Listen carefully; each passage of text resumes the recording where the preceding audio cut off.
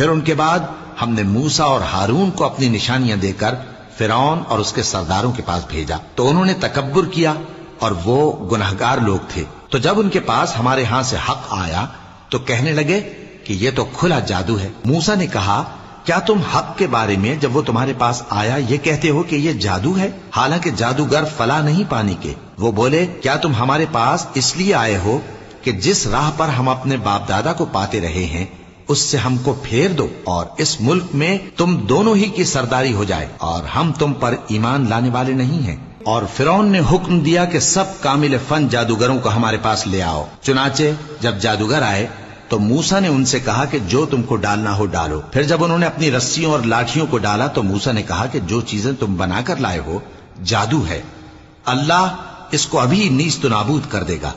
اللہ شریروں کے کام سنوارا نہیں کرتا، اور اللہ اپنے حکم سے سچ کو سچ ہی کر دے گا، اگرچہ گناہگار برا ہی مانے۔ تو موسیٰ پر کوئی ایمان نہ لایا مگر اس کی قوم میں سے چند لڑکے، اور وہ بھی فرعون اور اس کے اہل دربار سے ڈرتے ڈرتے کہ کہیں وہ ان کو آفت میں نہ پھنسا دے۔ اور فرعون ملک میں متکبر تھا اور کبر و کفر میں حد سے بڑھا ہوا تھا۔ اور موسیٰ نے کہا کہ بھائیو، اگر تم اللہ پر ایمان لائے ہو تو اگر دل سے فرما بردار ہو تو اسی پر بھروسہ رکھو۔